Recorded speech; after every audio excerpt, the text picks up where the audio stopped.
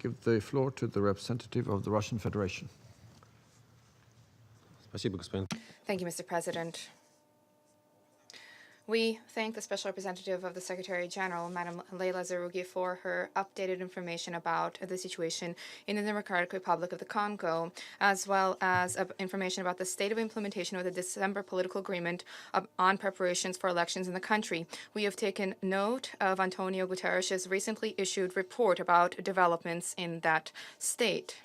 Without a doubt, we concur that timely conduct of the election scheduled to be held 23 December will lead to tensions being allayed in Congolese society. In this context, we noted the recent statement delivered by the president of the DRC, Mr. Kabila, before the National Assembly, during which the Congolese leader reaffirmed his commitment to compliance with the Constitution.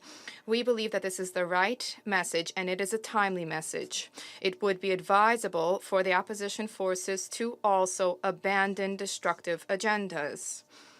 We note the important efforts undertaken to comply with the National Electoral Commission's electoral calendar and the schedule announced for the votes. To that end, it will be necessary for the electoral process to be supported by the international community, including by leveraging MONUSCO's logistical capacities. We would note the efforts undertaken by Kinshasa for technical and legislative preparations for the elections, including the timely adoption of laws on the distribution of seats in provincial legislative councils and local councils, and the issuance of the final note for political parties authorized and associations authorized to participate in elections. Also worthy of note is the fact that under the aegis of the International Organization of Francophonie, there is an audit process underway for the voting registrations. We welcome the fact that half of the country's political parties signed a code of conduct for elections. At the same time, we wish to call upon our colleagues at the Security Council not to stoke tensions around the decision taken by the Congolese Electoral Commission to utilize electoral voting machines, electronic voting machines, that is. This is not about electronic counting of the ballots, as is erroneously asserted by many.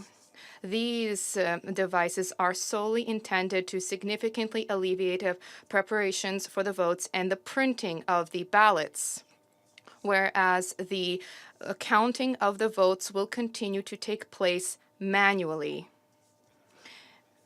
This is something which our colleagues have repeatedly assured us about. Our colleagues from the DRC have repeatedly assured us about this.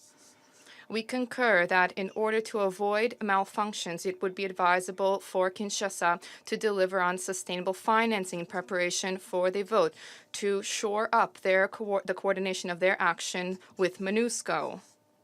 We do not deny the need to step up authorities' compliance with confidence-building measures, including what is mentioned in the political agreement, namely emblematic cases of political figures located abroad.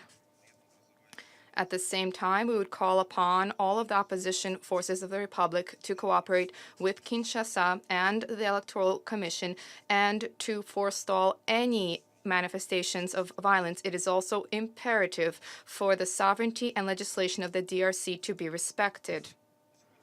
Our view is that the role of the United Nations mission is in the organization and conduct of elections must remain within the framework of the mandate set out in Security Council Resolution 2409.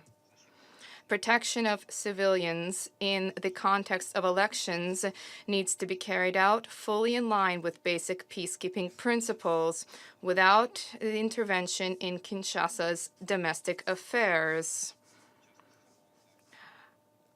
Under no circumstances may MONUSCO undertake any action that is liable to be interpreted as support for one of the Congolese sides. We believe that the Congolese people themselves need to determine their futures, and the objective of the international community is to deliver them with assistance where necessary. It is important to bear in mind that elections in and of themselves do not constitute a panacea. It is necessary to bear in mind the importance of eradicating the root causes of the crisis in the DRC. Thank you. I thank the representative of Russia for his intervention.